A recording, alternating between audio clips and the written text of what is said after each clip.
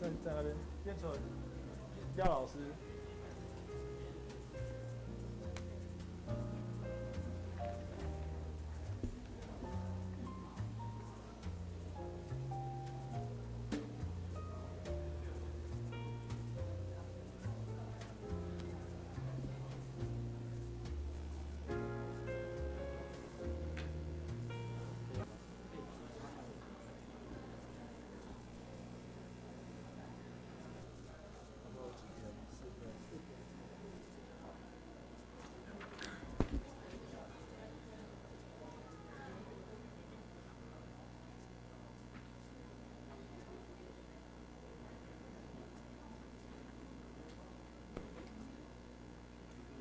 然后你要坐哪边？我前面坐就好了。我没有问问题啊，不要 cue 我。问一下，这个李荣浩老师评分表现，要不要先给？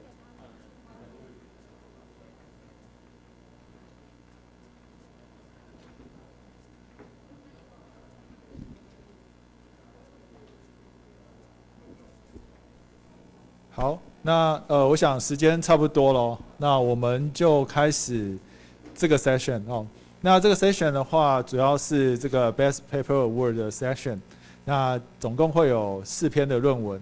那这4篇论文其实是一个竞争啊，哈，在这个 session 有4位的评审。那4位评审会从这4篇的论文中挑选出今年的最佳论文奖。那我们会在晚宴的时候颁发奖状跟奖金。好，那我们就先请第一位的这个论文的报告者来报告。好，大家请热烈掌声。喂。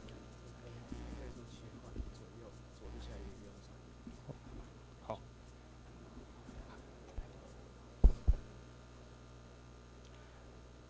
Hey. Okay, so I think I'm gonna start. So good afternoon, and I'm Yanhao Huang, a PhD student in National Tsinghua University.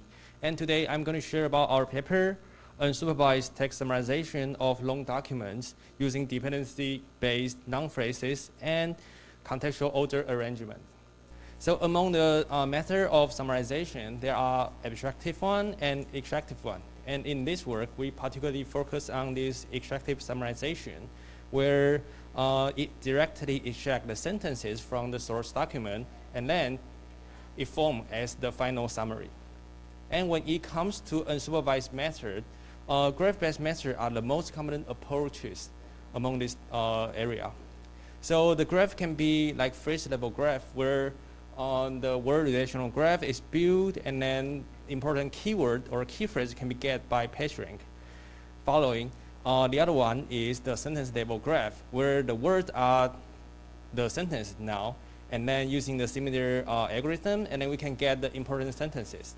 And the last one is a heterogeneous graph, where both word and sentence are included in this graph, and then the goal are the same, where it is to extract the important sentences to form the final extractive summary. So among these methods, they focus on 2 parts. The first one is they want a high coverage, where they want the summary to contain as more important message as possible from the source document. And the second one is coherence, where the generated summary should be consistent and fluent enough for reader to digest this content. So one of the challenge of the coverage is that in the graph method, the age on the common words, such as functional word, because they appear too much, so that they will contribute too much information on this age, and then leading in maybe the wrong sentences be choosing as the salient sentences and in the end it will be chosen into the summary, but this may not be the best one.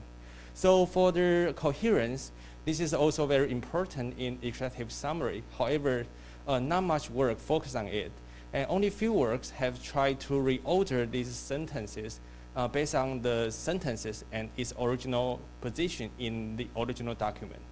So in this work, we try to focus on the first part, coverage, that we did not focus on every word or every phrases in the source document or each sentences.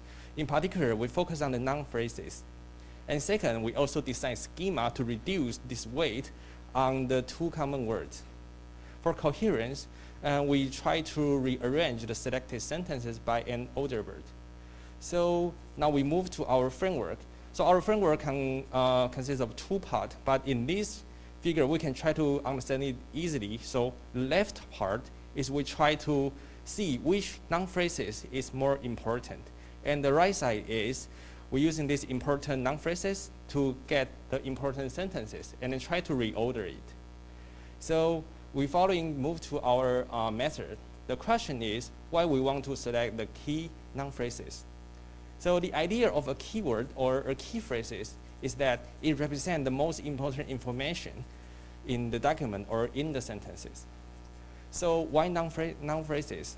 It is that because according to some statistic, we found out that noun phrases actually take the most important, is one of the most important pattern that is the keyword or key phrase. So the other one that they are fewer. So that's why we're choosing noun phrase. This is the first reason. And second is that since there are many common words, there are functional words or the other word. But when we come to choosing only the noun phrases, and these words can be naturally avoided. So again, to see these noun phrases, we try to understand the relationship among these noun phrases in the sentence and in the document. The idea, naturally, we try to take the OpenIE, Open Information Extraction tool.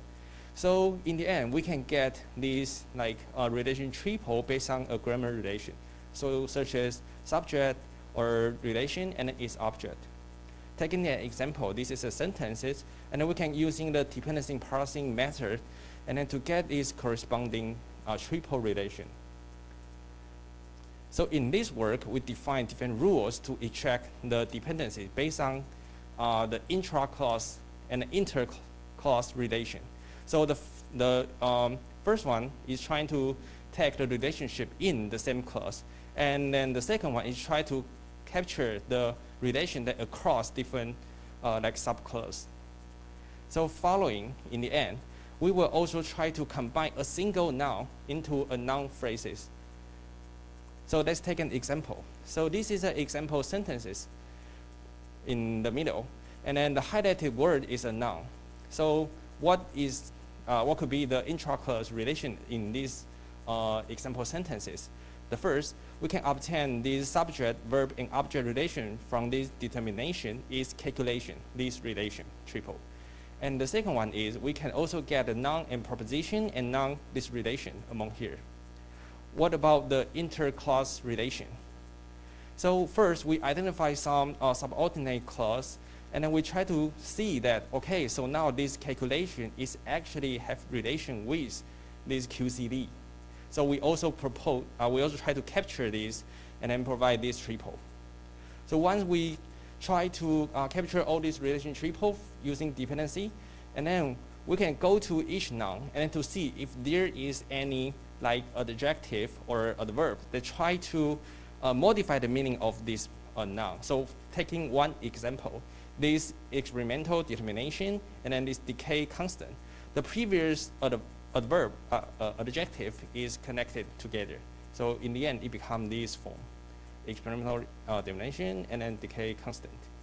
So once we having these triples are then used to construct a bidirectional graph where the subject and its corresponding object are the node here. Following, we will also focus on filtering out this non-phrases node, and then these are removed.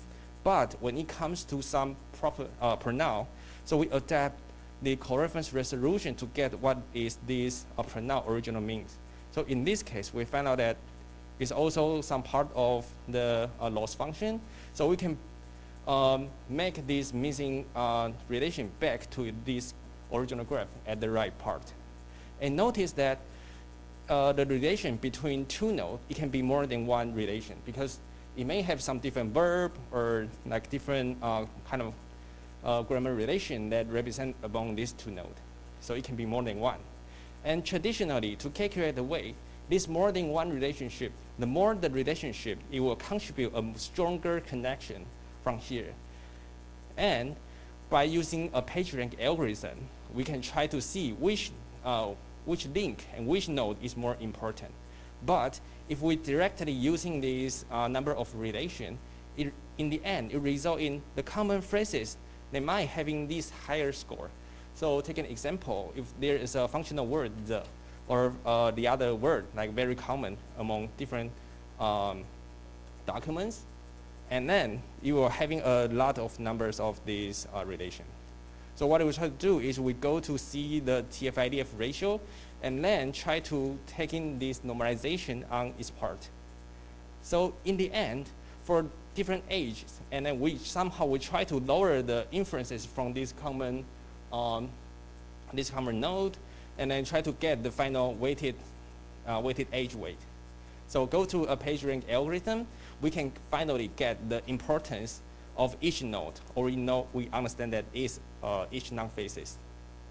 Okay, so with this keyword and their score, we can try to go through each sentences and then take all the important phrases in these sentences and then try to sum out all the important weight, and then this is the final importance of each sentences. So take an example.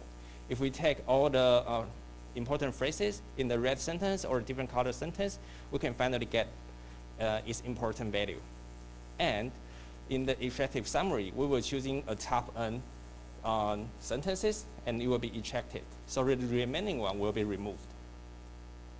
Okay, so at this part, we can somehow extract some sentences from a long document. But the question we want to ask is this order the best, or like following this original position, or following the important value? So maybe it is not. So following, we go to make sure this is coherent. So I think everyone know about the BERT. So BERT is actually taking two sentences, and then it will consider the contextual information. And then one of the pre-trained tasks of this BERT is called next sentence prediction. Where given sentence A and sentence B, the BERT will try to tell whether the sentence B is the next from the sentence A or not. But when we go to the original paper, the label is actually constructed by this one. It's next, it's fine. But when it goes to not next, actually they are sampled from two different documents. So in the end, it is actually taking is A related to B rather than is B next to A. So in this case, it is not able to tell it's next or not. So in this work, we try to adding the examples from inverse order sentence pair. So if A and B is first A and next B, we try to inverse. So input B and A, and then this is a negative sample. So in this case, we can enrich this BERT as an order BERT, and then now it can output a continuous value to indicate that whether A is followed by B. So once we have in this order BERT, we can try to find the first positional sentence that we eject. So there are S1 to S4 four sentences.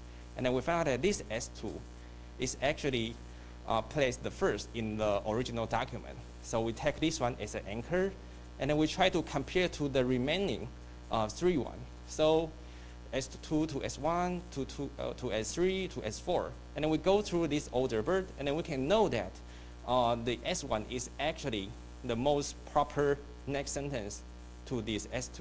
So we choose S1 and then repeat the same process. So we got S3, S4, and in the end, we can find this final order from S2, S1, S4 to S3.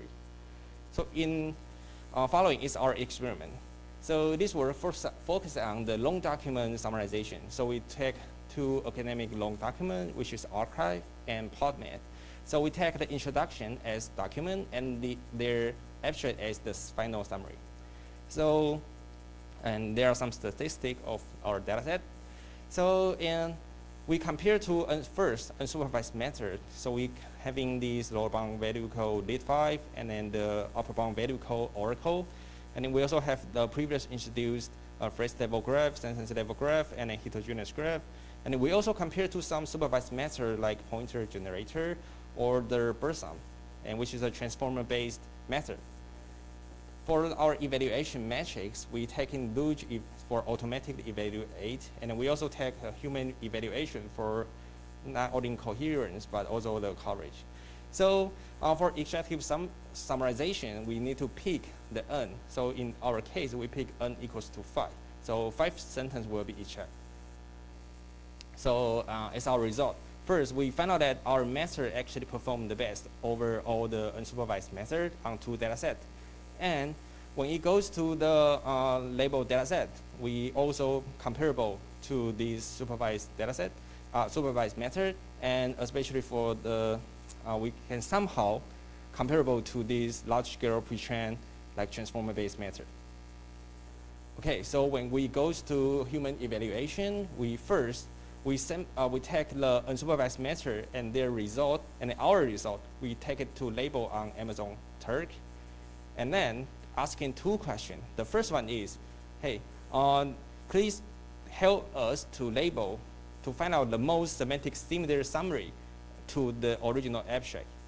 And the result is showing right here. So we first look at the left result, and this is the semantic similarity. And we find out that we having 27.2 and 27.2 for 2 of our methods, because one is from original position and the other one is order bird. These results are typically similar because they are actually just the same sentences but different order. Okay, so the second one is to select the best coherent, the most coherent, most fluent summary among these 4 methods. And as showing at the right, our method ordered by the order bird actually get the best choice. And then the left rank goes follows, and then the original position only get 21.17.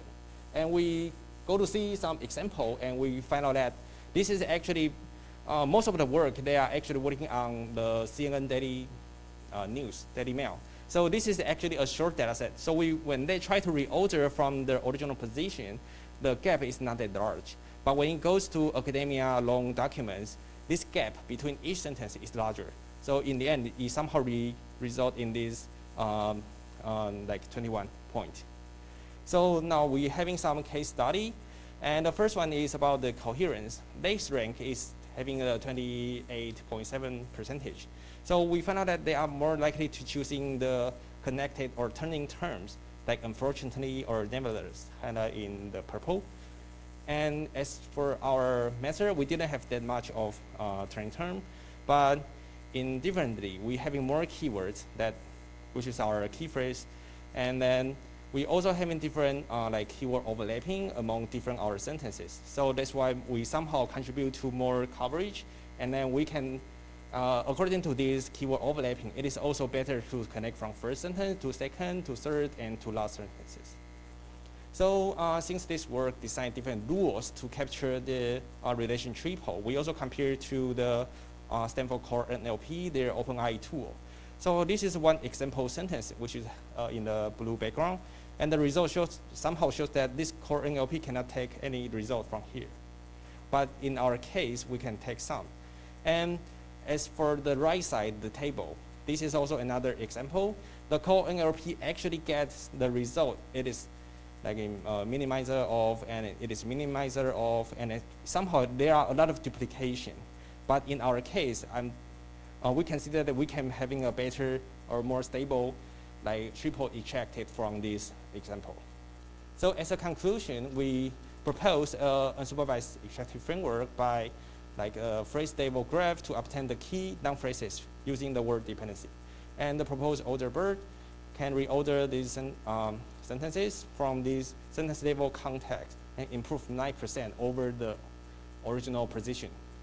And the last one is that the proposed triple extraction method can contribute to more relation and less duplication.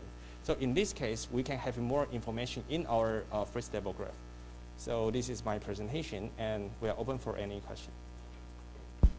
Okay, thank you for your presentation. Any questions? Can you use English or Mandarin Chinese? 中文也可以。对，中文也通的。可以。现场有没有什么问题想提问？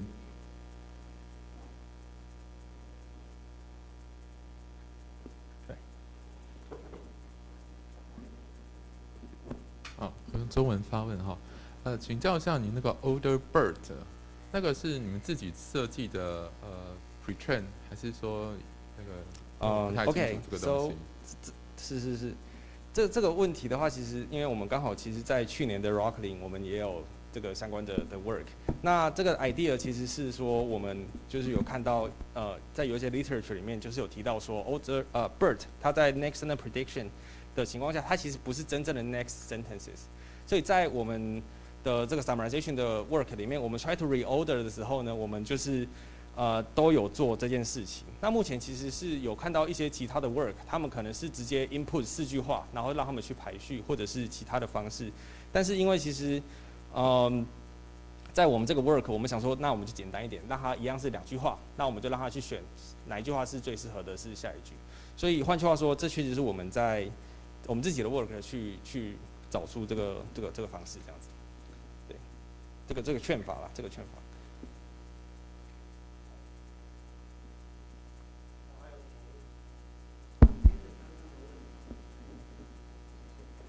觉得刚刚的问题就是你好像输出是一个连续值嘛，是不是？不是0或1，所以你的下一句是设定为1，然后不是下一句，就反过来设定为0嘛，是这样子吗？是。然后你用 regression 去做它嘛，是不是这样？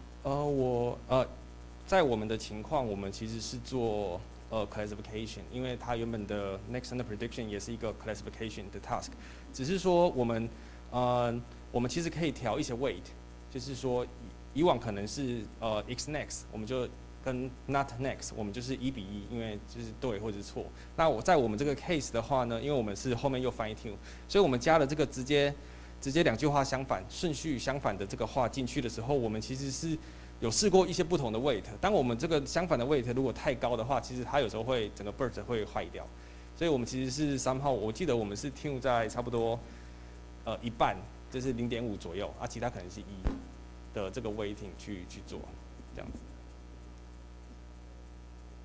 所以它也是一个 classification 这样子。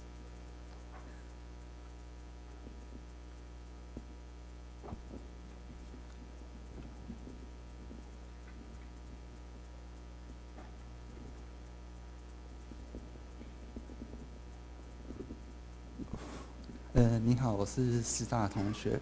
那我想请问，就是在一开始资料，前面资料抽那些 node 的时候，刚刚有看到一条影片是有顺便抽它的词性 POS 的部分嘛？哦，那我想问这个部分，这个资讯你们有用来做什么事情吗？还是因为刚好像没有看到 ？OK， 它这个其实它应该说我们先回到这一页，这个 example， 它这个它这个其实它 dependency 它的 relation， 那基于不同的 relation 呢，我们其实去 define 了很多的 rules， 然后去 capture 说有一些是在同一个子句里面的，有一些是在跨子句里面的。那在这一块上面，其实我们是好，让我去很快速的冲到最后面，我有一些例子。那我们其实必须透过这些 relation 的情况，我们才可以去找出说不一样的 triple 它到底会是藏在什么样子的情况。那也是可能 Stanford 他们那边是没有的。对，那对这种 relation 的，我们其实是用在这个地方。哦，明白。好，谢谢。还有没有其他问题？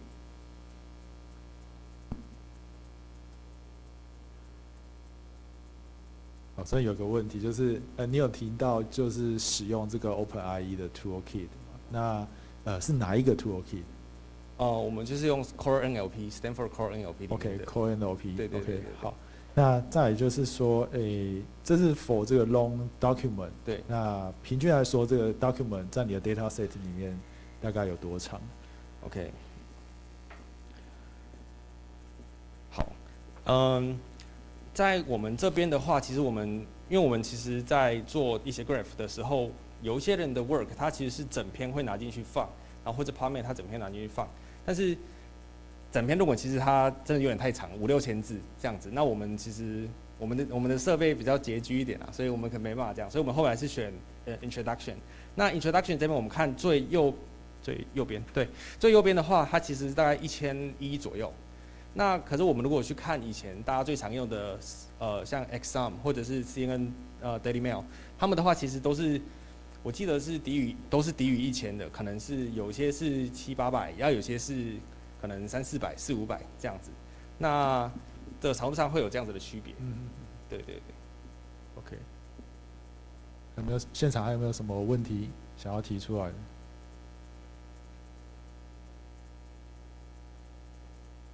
好，那我再问一个问题，不好意思，就是这是 for long document， 那像是就是因为你特别强调是在 long document， 是，那能不能就是您稍微简短说明一下，就是说 for long document 有什么样是跟一般的这个 document 有差别的，在技术上面，或者说在你的 work 上面有什么比较创新或突出的地方？OK，so，对，那在 long document or short document or 不同领域的 document 来说，因为我们其实去回想一下这些 document 它被产生的这些性质，像是有些情况在有一些新闻或者是在 social media 上面，我们的方法或许就不太适用，因为他们的重点可能会是那些动词。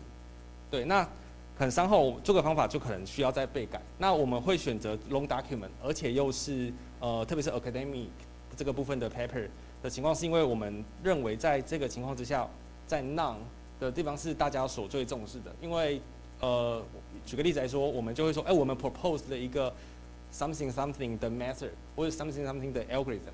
那在这一种性质上面的资料的话 ，non-face 它就会是一个非常重要的情况。那像是在我们有做过一些新闻或者什么的，它其实表现就不一定会很好。那当然还是回归一句说，我们可能要去试着去了解一下，在这样子的 dataset 上面，那它会是怎么样子的性质，然后再去选用不同的方法，这样子。好 ，OK。好，那我想时间关系，那我们再次热烈的掌声，谢谢第一位的报告，谢谢。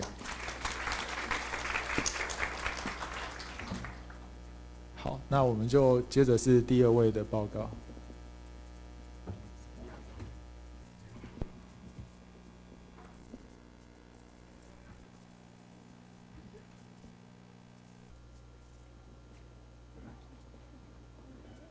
The pointer is okay.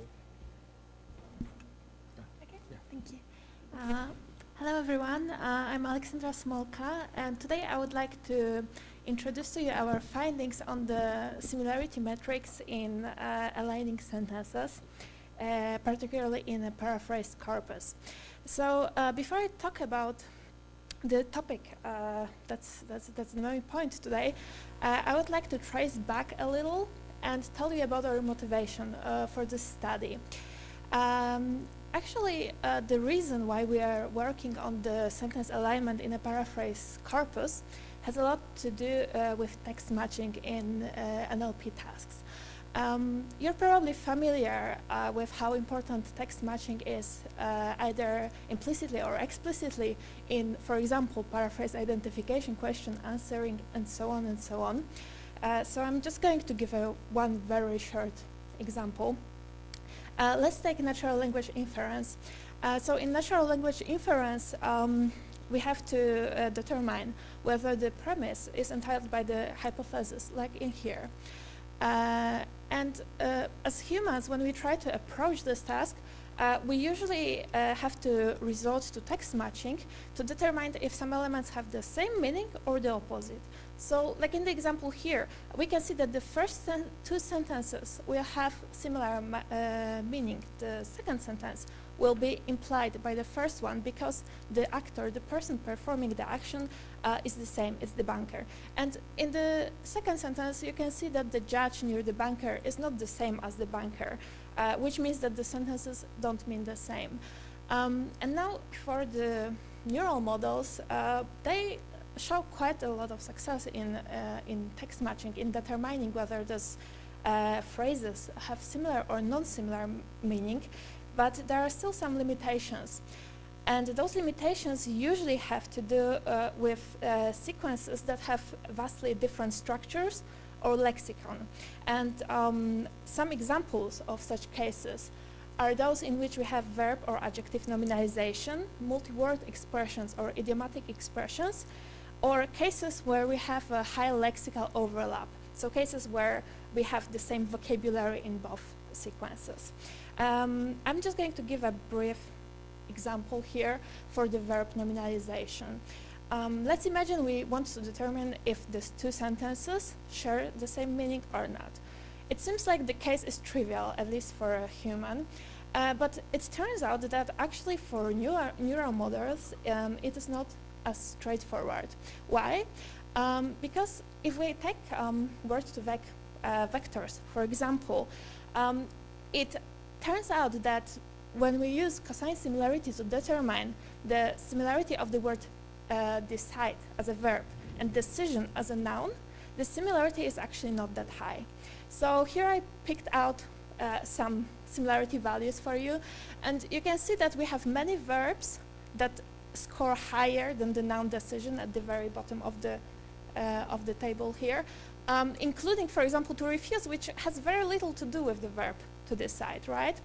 And the reason for that is that in most cases, our embeddings depend on the context, are trained based on the context. And the context is very different for a verb and a noun in a sentence, which is, I think, one of the reasons why the embedding-based methods are just not very applicable here. In our research, we believe that this sort of limitations can be actually alleviated by using something which we call lexicosyntactic patterns. Here we have an example of such pattern for the verb nominalization case on the previous slide. Basically, the patterns encode a mapping between two different syntactic structures, sort of subtrees, and they contain either constants, lexical constants, such as you can see here, or lexical variables, such as here, that have to be matched. Now, how would it work? For the very simple example, if we want to check if the mapping is in our database of the lexicosyntactic patterns, we simply have to check if the variables in the pattern can be matched to the actual fragments in the text. So in this case, it's a simple matter of matching the verbal phrase in the structure. And similarly, we can also try to alleviate different limitations. Like here's an example for the high vocabulary overlap case, in which here I portrayed the passivization case. So when we have active and passive voice mapping, and if we try to instantiate the structure with the actual lexical items, you can see that the lexical item helps us check if the sentence has a similar meaning or not. So here's a positive case in which a mouse saw the cat. The saw the cat is actually similar in meaning in the cat was observed, right? But in some cases, even if we have the same vocabulary, we want the model to make a negative decision because the meaning is actually different. So here's where the patterns come useful, because you can see that in the top part, this red section cannot be matched to the actual content of the sentence. So this is the lexical patterns. And now we're moving to the actual topic of my presentation, which is that this sort of lexicosyntactic patterns cannot be really prepared by human annotators because of the sheer amount of the lexicon that is involved, which is why they have to be extracted from paraphrased sentences. We can use the paraphrased sentences to find matching subtrees that have similar meaning, and then from them derive the lexicosyntactic patterns. But there is a small problem. Most of the available paraphrasing corpora with sentences are very trivial from the point of view of our task. They contain identical structures, usually only containing, for example, different lexicon like here, or some additional vocabulary. But if we tried to use this sort of paraphrases for our patterns, you can see that the patterns would be trivial because the structure is identical, which is finally leads us to the part where our sentence alignment comes up. Our solution to this problem is sourcing the paraphrased sentences from somewhere else. In this case, we want to use paraphrased paragraphs, the paragraphs which are taken from pairs of different human translations of a single foreign text, from which we extract then the aligned paraphrased sentences and finally get the patterns, which is why the correct and correct alignment is very important for us. Now, here's an example of such of the task. So as you can see, the alignment we're interested in is the one in green here. We have two paragraphs which have the similar meaning, and for the purpose of the pattern extraction, we're most interested in one-to-one mapping. So when we have one sentence corresponding to the single sentence in the second case. Most of you are probably familiar with bilingual sentence alignment for the machine translation. In this case, we are working with monolingual sentence alignment, and most of the works in this topic concentrate on aligning original text with the simplified version, such as in the simplified Wikipedia, and this is also state-of-art baseline in this area. But we have discovered that the character of the simplified text and its original versions is very different to our paraphrase text. In our case, we have varied lexicon, we have words in different order, and we have different structure, because this is the core of the patterns we are interested in. But for the simplified text, it often contains some keywords. Like I mentioned, one of the biggest corpora in this area is simplified Wikipedia. So it's going to contain identical keywords. It's going to contain identical phrases, which means it's very different in character to our own one. And this is why we decided to try to explore different alternative methods of measuring the similarity and aligning the sentences. Now, our method is quite straightforward. Similarly to other state-of-the-art, the important part is that we do not train our model. It is supposed to be data independent and applicable to any sort of corpus that we want. It consists of two steps. The first one is pretty simple. We just automatically segment the sentences in both paragraphs. We use stanza for that. And then the actual sentence alignment module is in the second part. As an input, we take two sentence lists for each of the paragraphs, and we apply various search mechanisms combined with a specific similarity measure to obtain the aligned one-to-one sentence pairs. Now, for the search mechanisms, we test two categories. One are the search mechanisms which I call best match, which are based on the local decisions. They independently select the best sentence pairs between the two paragraphs.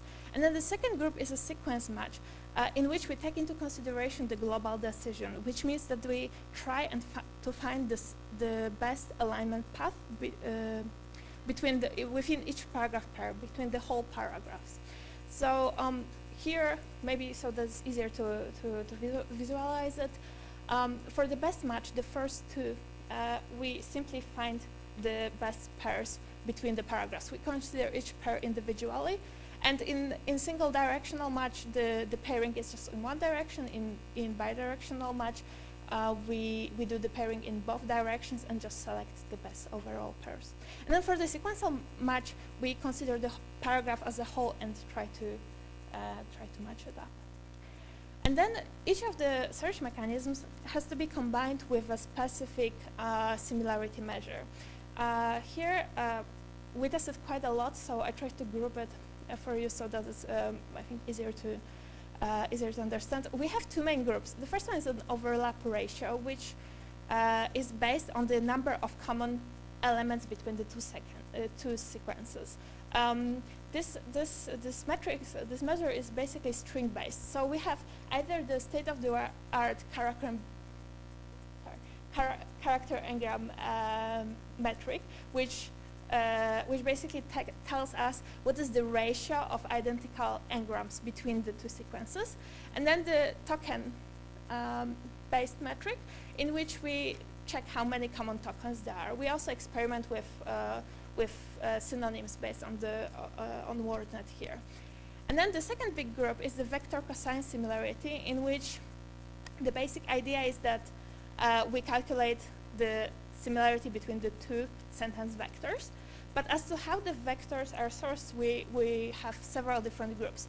For the first one, we have word embeddings, in which we average the word embeddings for the whole sentence, using either word2vec or or BERT word embeddings.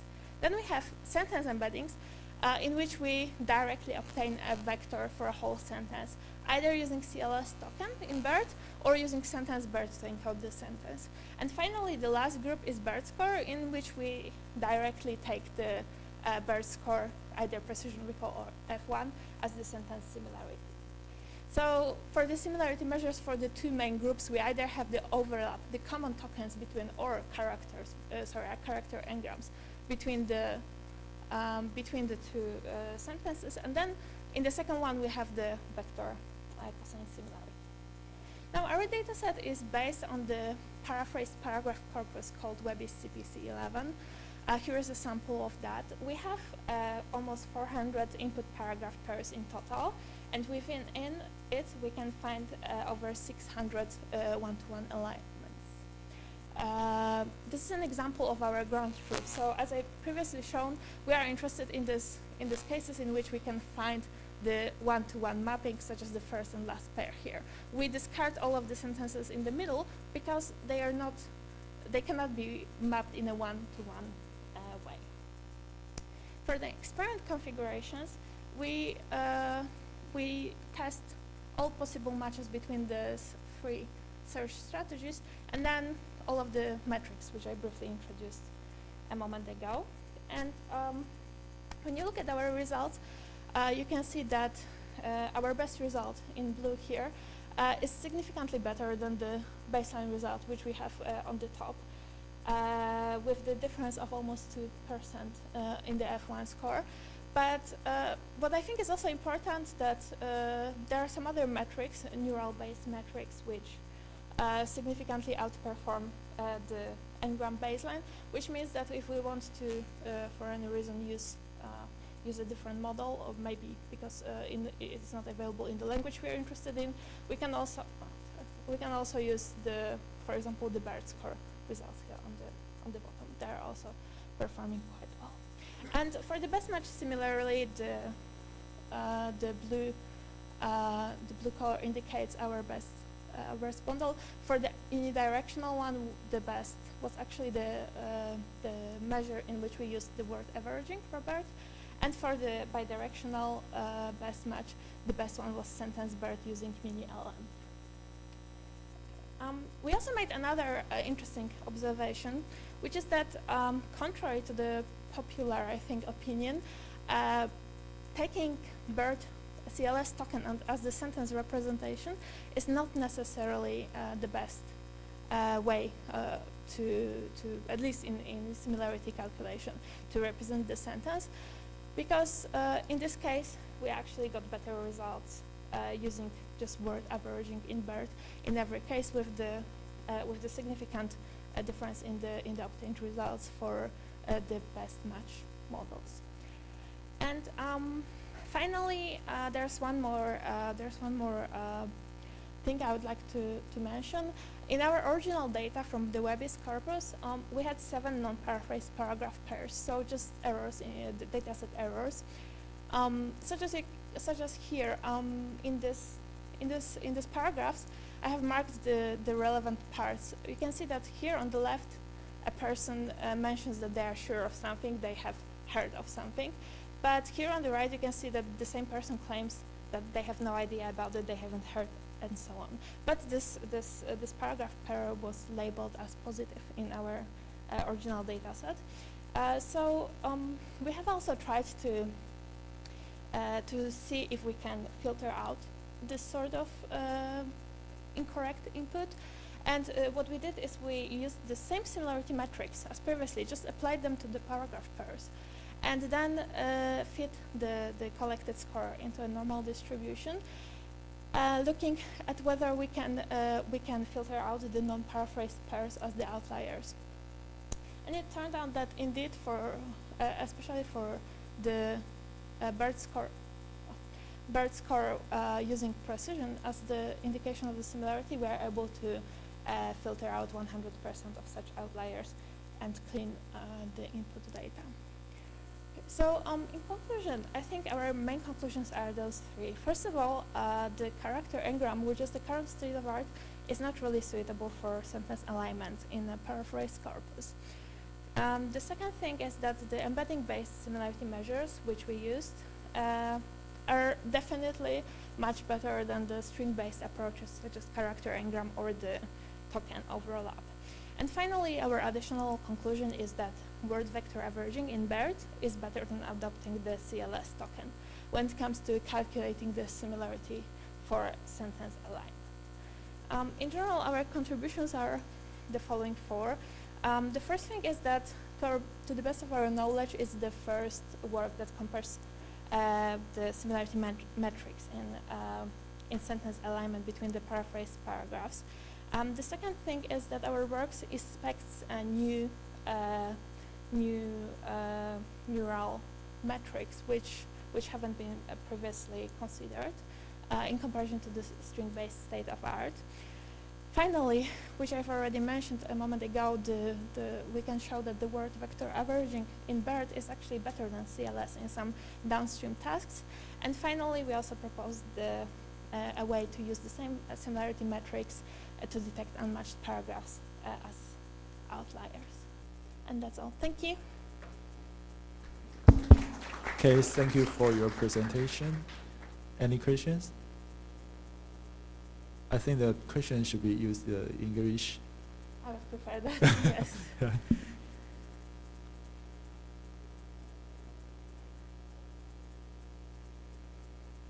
Okay, I want to ask a question. Yeah. That is because a little bit for me unclear in your methods.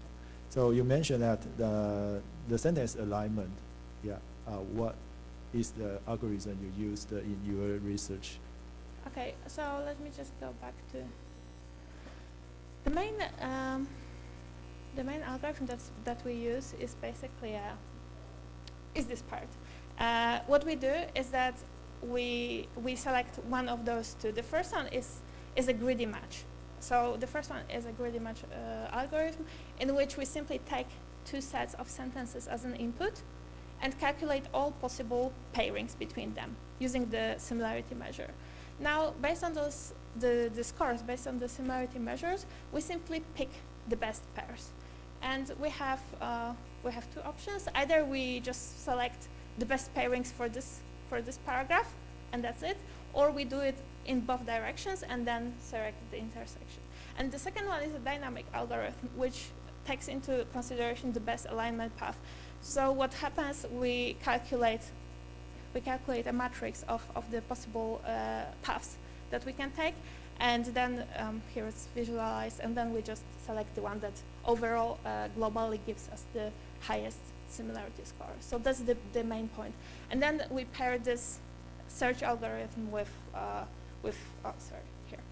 different metrics, which are just used to indicate if the pair is similar or not. Okay, thank you. Any other question?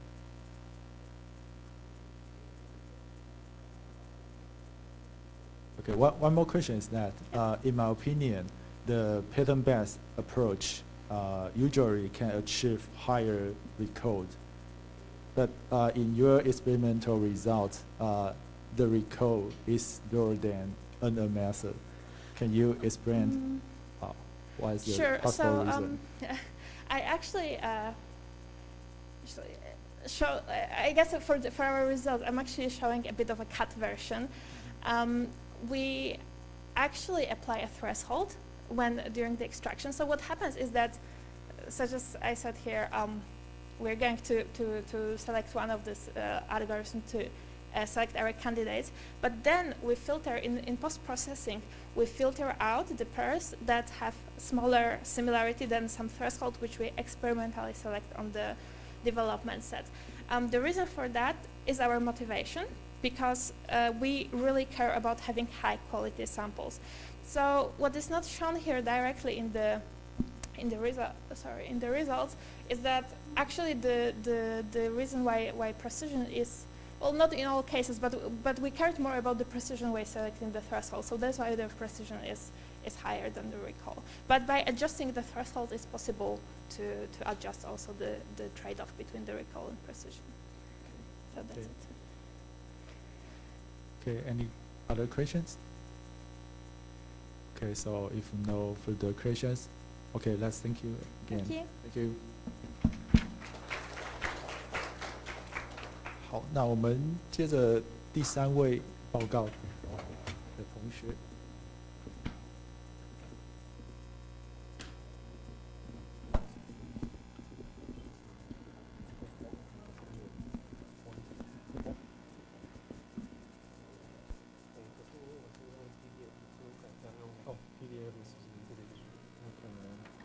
PDF 应该可以哦，你用那个 PDF 看，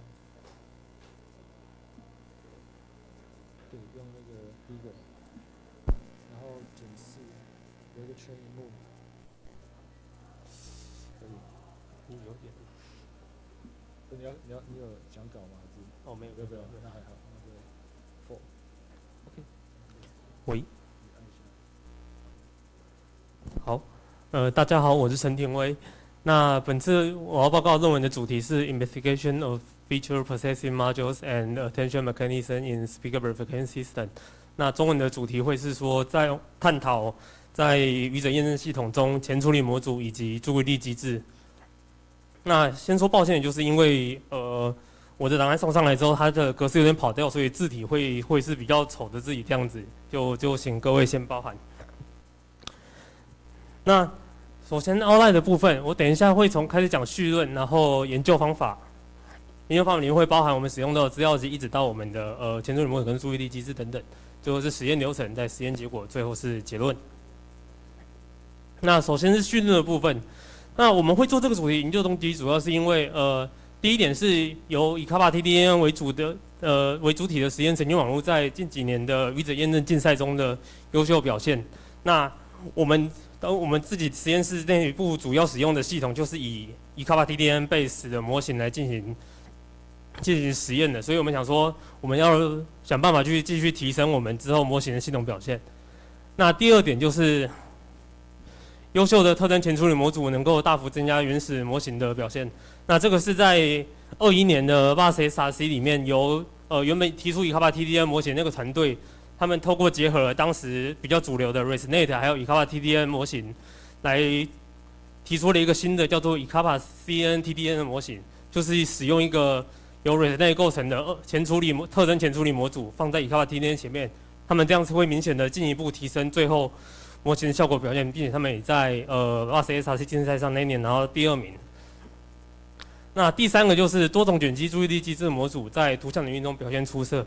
我们会考虑到这点，是因为在一般我们的以 Kappa TDN 中，他们所使用到的都是squeeze and excitation 的那个 S1 的注意力机制模组。那可是，在图像领域中，还有其他经由它之后 S1 模组之后的变体的模组，像是 CBN 啊、GC 模组之类的。那他们在各自像是 CBP 这类的比赛中表现都非常出色。那这里我们就想说，那我们能不能把这些图像领域中表现良好的模组也把它加入到我们最终的声音事件不好意思，语者验证模组里面，语者验证模型里面来看会不会得到一样优秀的结果。那我们最终研究目的就是说，透过我们的实验跟测试不同的前处理模组以及注意力机制的组合，来比对他们对基准模型的提升效能的程度如何，来作为我们之后像是竞赛啦，或者是之后模型的研究中来的一些参考。再来是研究方法。那我们首先讲到资料集的部分，因为这篇论文当时提出的前提就是我们那时候要参加今年的 VAS-SRC 2022的竞赛，所以我们使用的资料集也都是由他们 VAS-SRC 所提供的。首先是训练资料的部分是使用 VAS-2，那它是总共有5994个语者，里面的档案数量是109万左右，采样率为16K 赫兹单声道，然后位符格式，语言全都是用英文组成的。那这是训练的资料集。那在测试资料集上，我们使用了2个测试资料集。那首先第一个是 VAS-1，它里面的语者是与 VAS-2是不重复的，所以并不会出现说今天训练资料跟测试资料都使用到一样的档案这个问题。那我们会由 VAS-1所组成的 VAS-1OEH 这3个测试集作为我们本次的4个测试资料集里面的其中3个。那他们复杂资料集的复杂程度，最简单是 O， 最难的会是 H。那这个就是VAS-1的部分。那再来就是今年竞赛所提供的 VAS-SRC 2022的 validation set。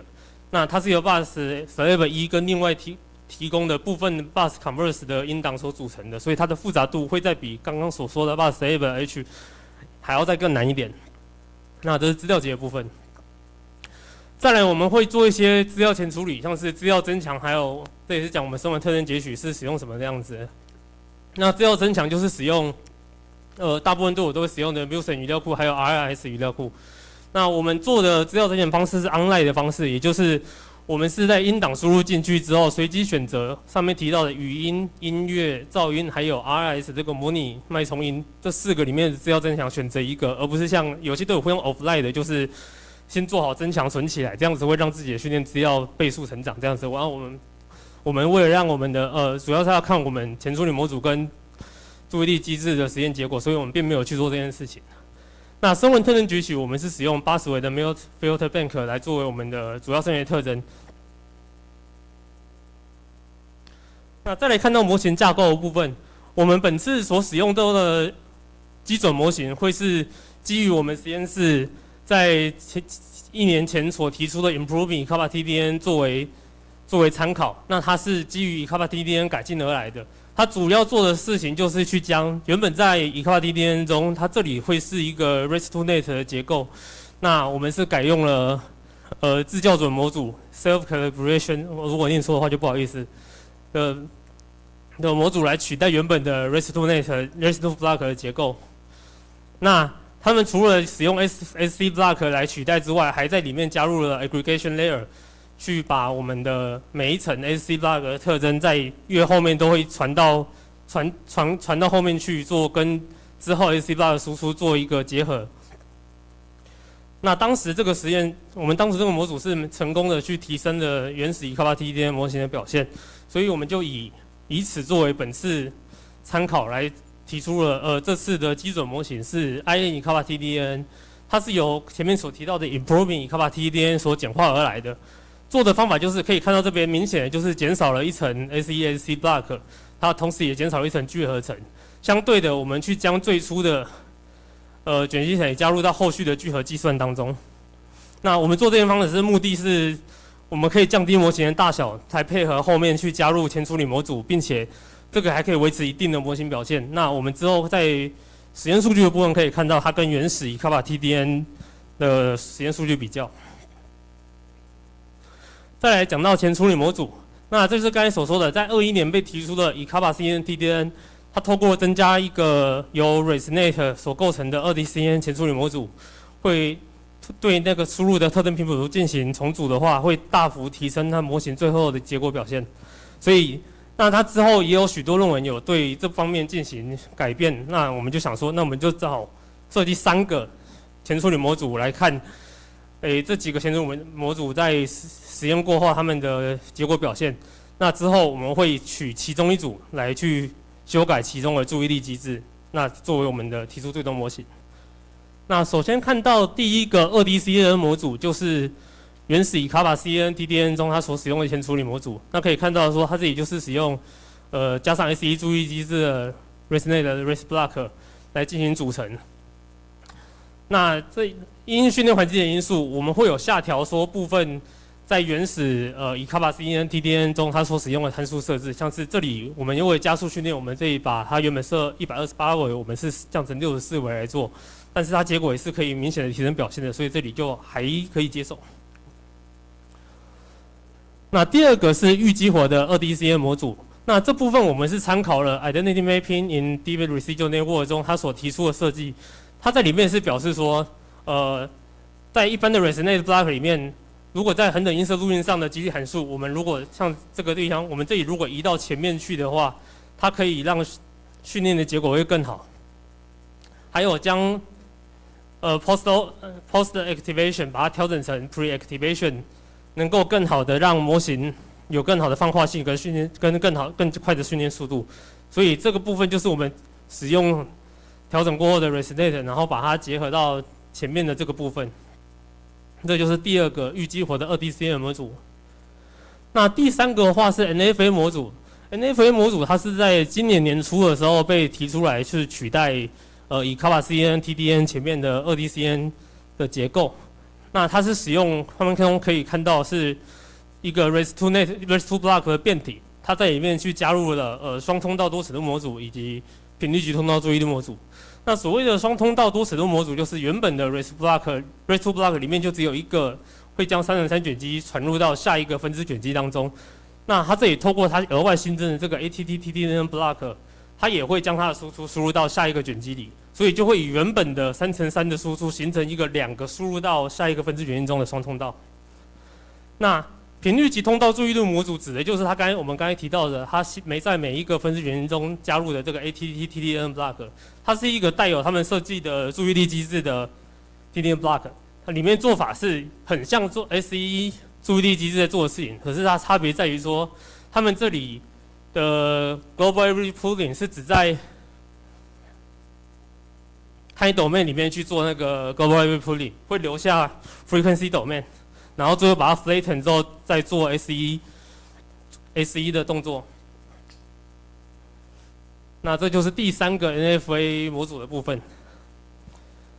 那再来看到注意力机制。那注意力机制是在以卡巴 TDN 中它的各种变体里面，不管我们怎么去改变前处理模组啊，跟后面的以卡巴 TDN 本体，它那个注意力机制通常都还会在保留里，或者是引入一些特别的注意力机制。来去提高模型的整体表现，而且是能够他们增加的成本不高，可是可以提升的效果是非常好的。所以我们这里也是用了3种注意力机制。那其中一种当然就是我们刚才一直都有提到的 SE 模组，那它是原始结构最常使用到的注意力机制，它透过压缩与激发来计算它们的 channel 的权重。那可以看到说这里经过计算过，最后会把得到的 channel 权重成为去原本我们输入进来那个 tensor 来得到注意力机制的效果。那它非常简单有效，可以很容易的加入模组当中。那既然有 SE 模组它是去取得 channel 的权重的话，那我们是不是也可以去拿我们另外空间的权重？所以这个就是 CBN 模组的由来。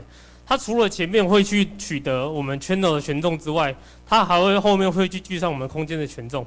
所以我们这样可以同时考虑到更多不同的因素，而且它除了前面所提到的 Global Average Pooling 里面，它还会再考虑 Global Max Pooling 来去取得更多的讯息。那这个是 CBN 模组。再来第3个，我们参考的是 GC 模组。那它是透过一个简化版的 Non-Local Net， 然后将它里面 transform 层的部分，把它改成类似 SE 模组的结构。它提出的想法是，他们这样子会取得优秀的全局上下文的建模能力，并且能够获得 SE 模组轻量的计算结构。这个部分就是 GC 模组的部分。那我们在实验流程上，我们的做法就是可以看这整张图。我们在一开始会做资料载入的时候，我们是取每一个训练资料是取200 frame 的长度来输入进行训练。那这里资料增强就是刚才前面所说的，我们会随机选择一种资料增强方式。因为说随机选择一种这样会是不增强，所以是5种随机的可能增强的方式。那进去深远波长提取就是刚才所提到的80维的 Meyer 频谱图。在训练神经网络模型之后，我们会去读入我们的测试资料，然后去比对我们 trial 里面的提取我们的 embedding， 然后去使用余弦相似度来计算，最后将我们透过余弦相似度计算分数来去计算最后的 EER 跟 mean DCF 值，来去看我们这个模型在这一个 trial 上面的模型表现。那讲一下评估准则的部分，我们会有2个评估准则，一个是比较通用的 EER 值等错误率，就是当错误接受率跟错误拒绝率相等的时候，那一个值就会是我们最终的 EER 值。那它非常通用。可以在如果要跟其他论文里面的模型结果对比的话，其实这个是比较好用的结果。那我们在本次 BUS 应该说 BUS-SRC 竞赛，它主要用的排名是使用 mean DCF 的，它是额外在考虑到事件的事前几率的部分，就是我这个 trial 里面它其实 true 跟 false 的分布会是不一样的，所以它会再多考虑更多的因素。那本次的 BUS-SRC 竞赛，我们是将前面的错误接受率跟错误拒绝率这个参数都是设为1，然后 p 它给这个值是设为 0.05。然后再先讲一下，这2个数值都是越小越好。再来最后看实验结果的部分。那第一个看到就是我刚才所说的，我们本次提出的 IN 以 kappa TDN 这个基准模型去对比以 kappa TDN 原始的以 kappa TDN 模型的结果的比较。那首先说这个数据是没有经过活性训练资料没有经过活性侦测，所以可能会有一些有空白的部分。然后训练分数也没有去做分数正规化，所以数据可能会不像其他 paper 中模型数据那么好看。那这边可以看到的是说，本次提出的 IN 以 kappa TDN 对比原始的以 kappa TDN， 它在最简单的 VAS11EO 这个资料集上，它的结果表现是明显的超出原始的以 kappa TDN， 而它的最复杂的 VAS-SRC 2022的 validation set 上面，它里面的结果虽然在 ER 值比较差，可是在主要参考的命 DCF 值还是稍微赢过一点的。这代表说我们的提出的 IN 以 kappa TDN 是具有参考价值的，而不是说我们自己提出一个模型，那我们不确定它的结果如何。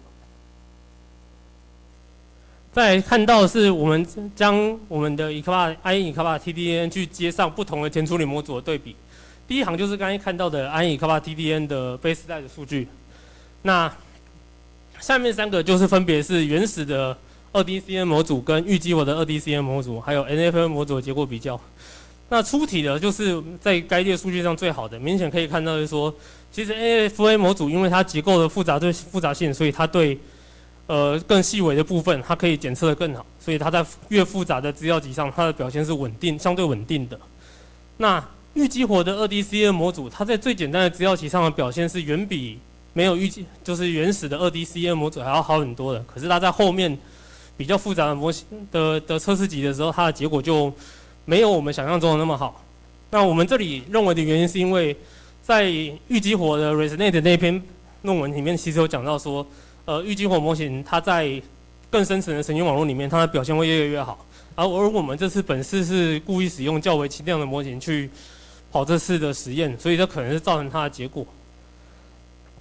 那我们刚才前面有提到说，我们会选择一个去作为我们后续替换注意力机制的模型。那这里由于 NFA 模组虽然看起来是最稳定的，但是因为它里面的那个注意力机制是跟着 NFA 模组一起出来设计的，我们想说，那我们就先不要去修改它，我们先以这2个来看结果为如何。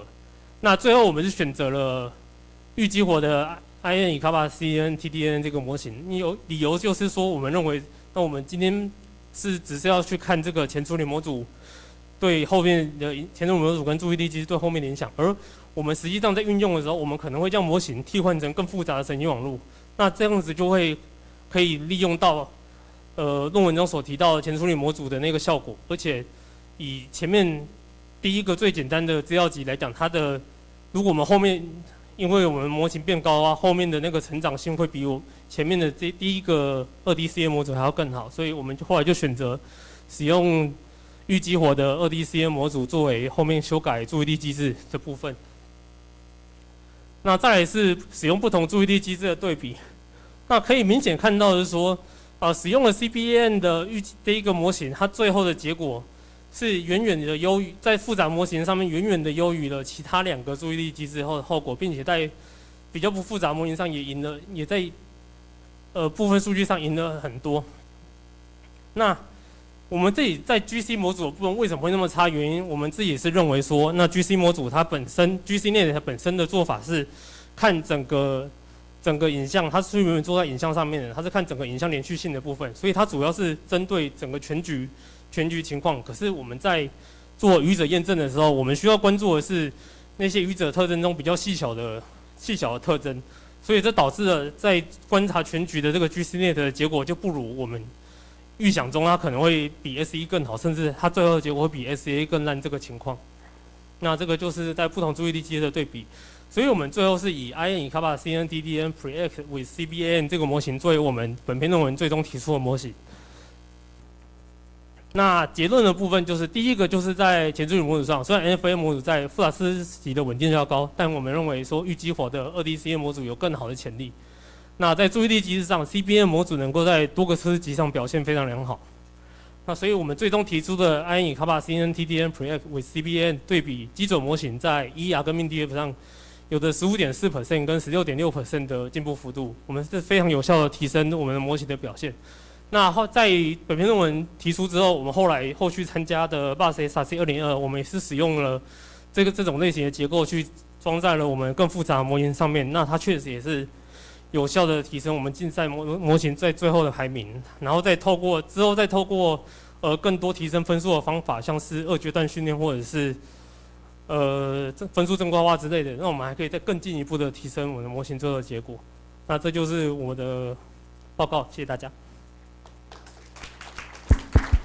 好，谢谢。那现场有没有什么问题想要提出来的？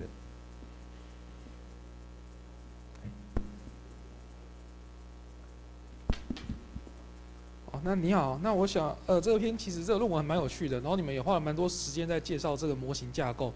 那我有一个问题想要询问一下，就是在那个 pre-activation function 这个地方啊，就是我很好奇说你们的资料的分布差异性大不大？为什么我会这样问？是因为我在以前做这个 pre-activation function 的时候，我的资料分布如果大的情况下，会有一个状况发生，就是我 bn 再加 relu 的话，很有可能资料分布大的东西会强迫让它压缩在一个空间中，所以导致我在做卷积的时候，可能没有办法找到一个很好的特征，所以在 training 的时候，其实整个效果会变得更差。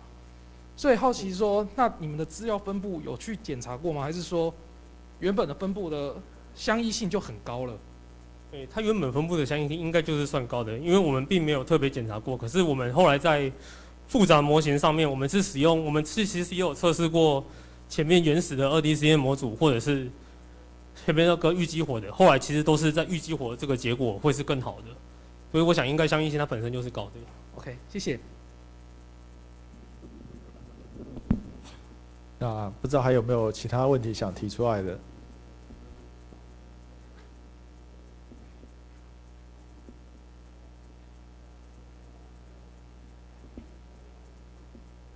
你好，我想问一下关于你那个 non-local module 那个 attention 的部分，不知道你可以转到那一页去吗？谢谢。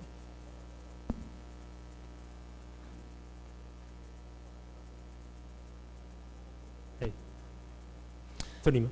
对，我想问一下，你刚刚说这个 non-local， 我不知道是不是何凯明发的那一篇，是他写的那一篇吗？我其实不太确定那个中文名称，不好意思。没关系。可你刚刚说他是做在影像上，可是我在影像上的很少看到用 layer normalization 的。他当时那一篇为什么要用 layer normalization？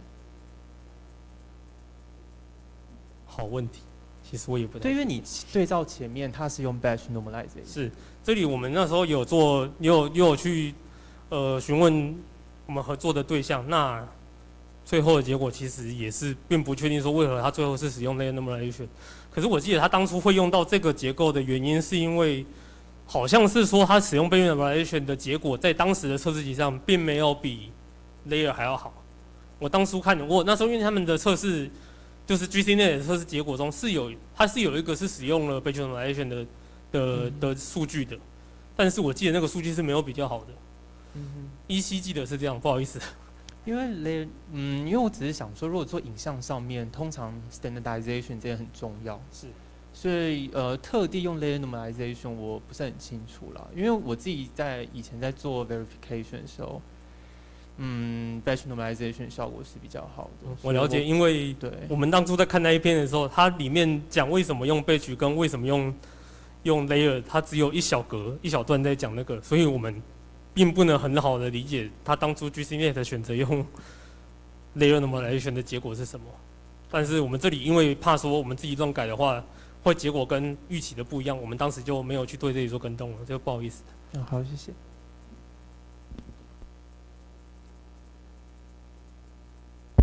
好，还有没有现场有其他的问题想提出来的？好，如果没有，我们再次谢谢第3位报告，谢谢。那我们请第4位的这个同学来进行报告。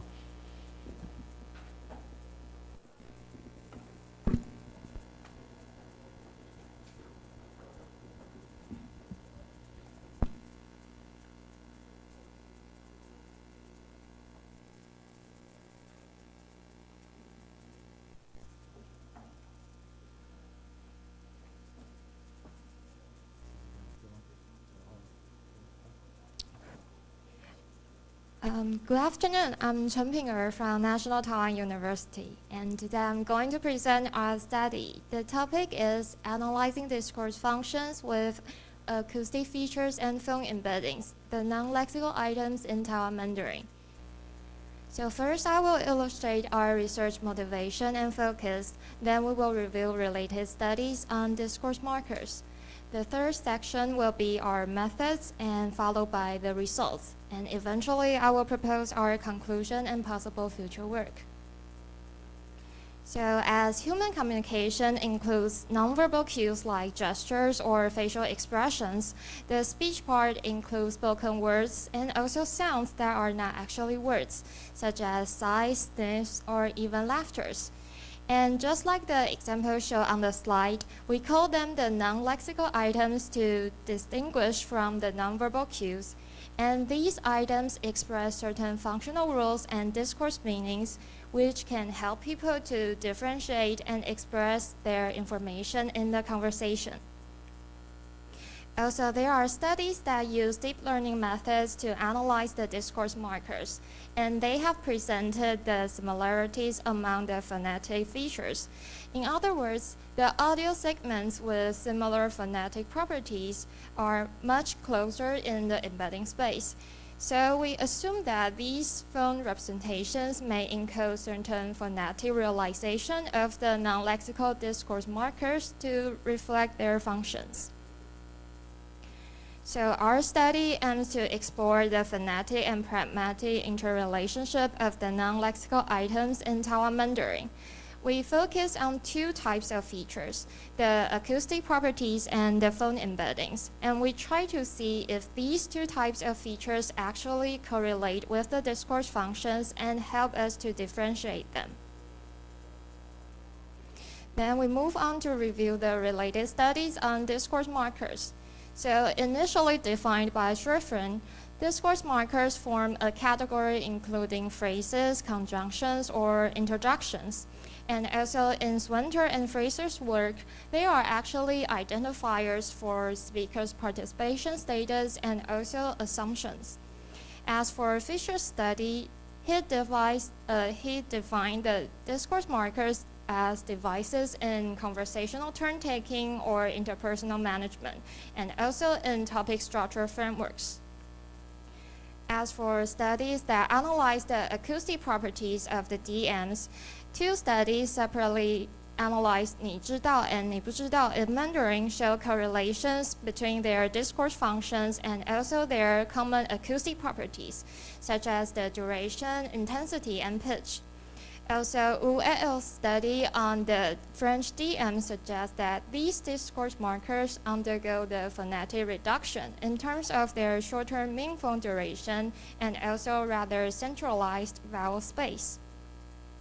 And finally, the studies that use deep learning methods to analyze the acoustic properties of the DMs, like O'Neill and Carson Burnson study, they learned the dense vector representations purely from text, using graphing to phoneme mappings with Siebel and Skidgren models.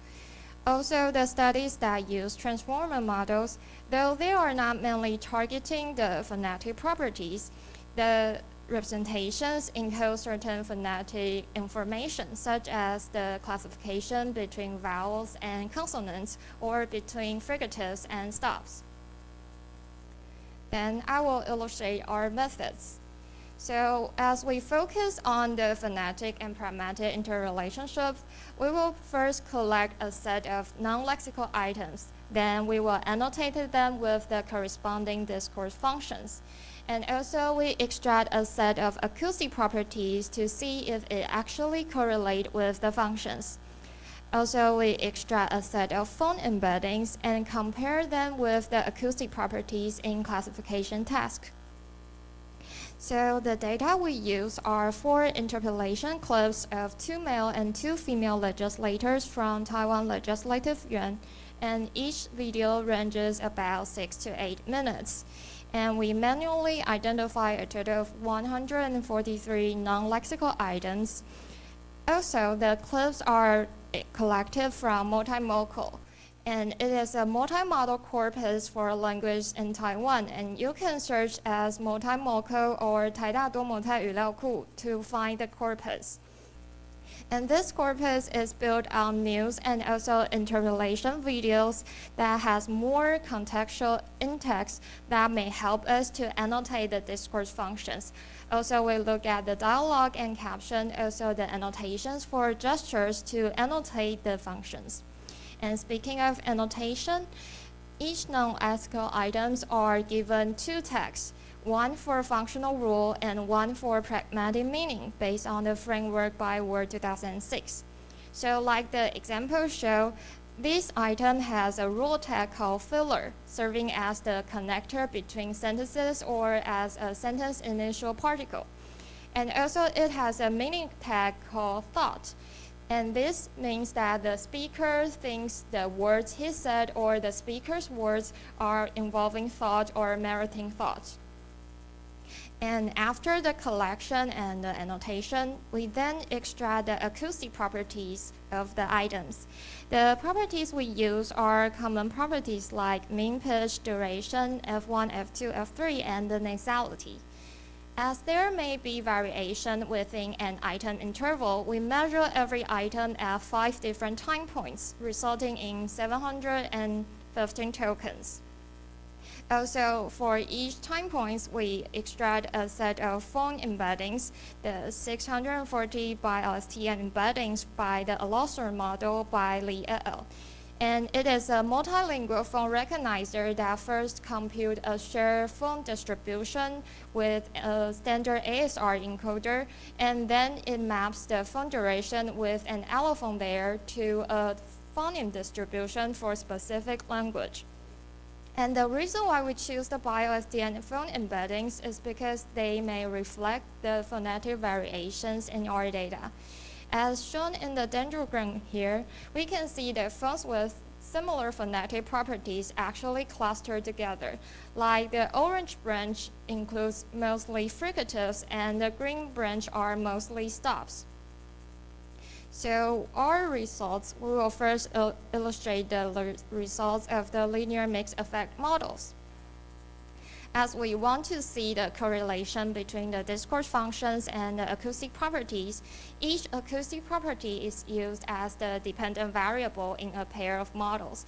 The full model uses the discourse functions, the rule tag and the meaning tag, and also the transcriptions as the predictors. And its baseline use only the transcription as the predictors.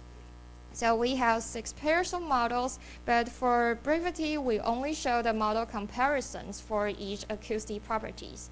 So the ones with statistical significance is duration, pitch, and F2. And this result suggests that the discourse functions show additional effects on duration, pitch, and F2 when the transcriptions are controlled.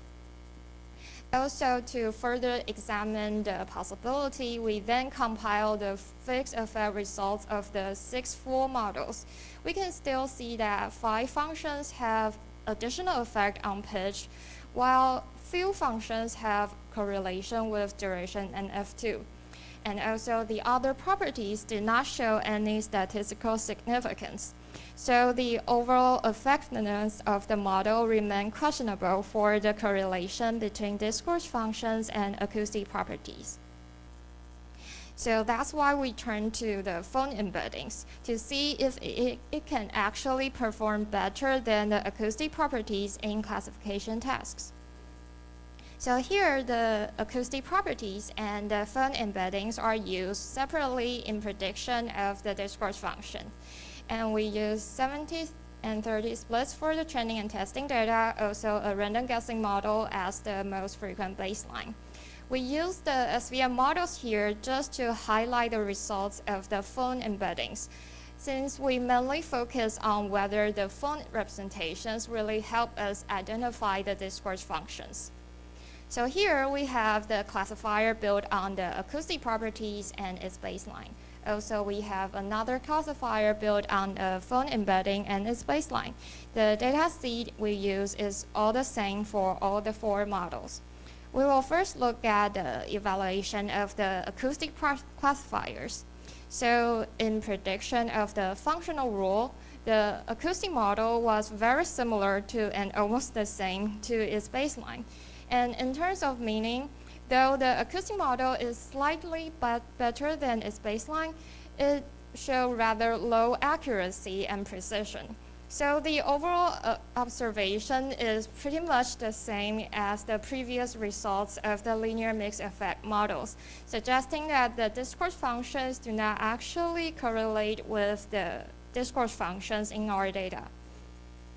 Then we move on to the classifiers built on the phone embeddings. So it shows superior performance among all the models in both predicting rule and predicting meaning. And also we found that the models find it more easier to predict rule than meaning. And it may result from the fact that meaning has more complex classes that makes the models more difficult to predict. However, the gap between the accuracy of the phone embedding model is still the smallest among all the 4 models. So here we make a conclusion of our study. As we focus on the phonetic and pragmatic interrelationship of the discourse markers in Taiwan Mandarin, we compare the acoustic properties with the phone embeddings. And eventually we found that the model built on the phonetic embeddings perform much better in prediction of the discourse functions. So the result is consistent with our hypothesis that the phonetic realization, the phone embeddings, encode certain phonological variations of the non-lexical discourse markers, and they correlate with the discourse functions.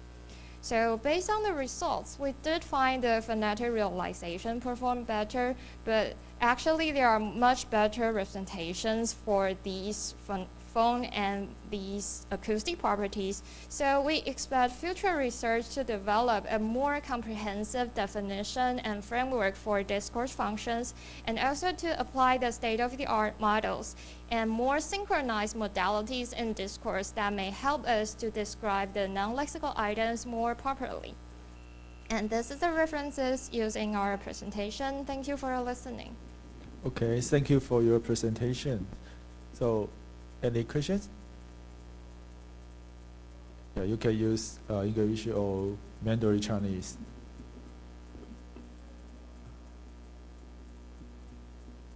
Okay.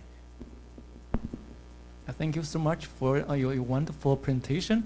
I have one question related to the relationship between your experiments with the multi-model data. Could you please explain that about the multi-model data set and your research? Thank you so much.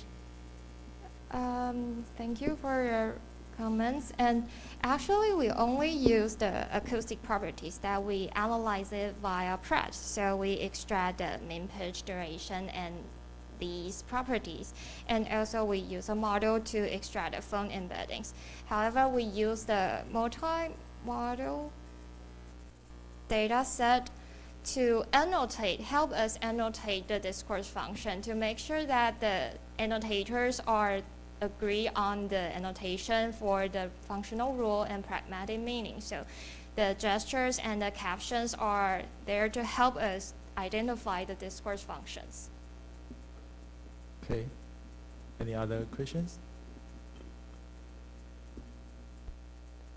Okay, I have a question about the experiment result. I think 36 page. 36. No. Yeah, it's one. Yeah. So I was wondering that the performance of the proposed method is outperformed the baseline so much. Can you explain that? So why this method outperformed the baseline so much? Oh, it may be because the phone embeddings has the 640 dimensional, and the baseline is just random guessing. Oh. So it just guessed the most frequent one. So it may be because it's a random guessing model that makes the performance pretty worse than the phone embedding classifier. Okay. Any other question? Okay. If no further question, okay, thank you again. 好，那我们这个 section 的4篇的论文都报告结束了哈。那我们提前了蛮多的时间哦。那也许大家可以在外面有一些 poster 的展出，然后晚宴的话就我宣布一下晚宴的资讯。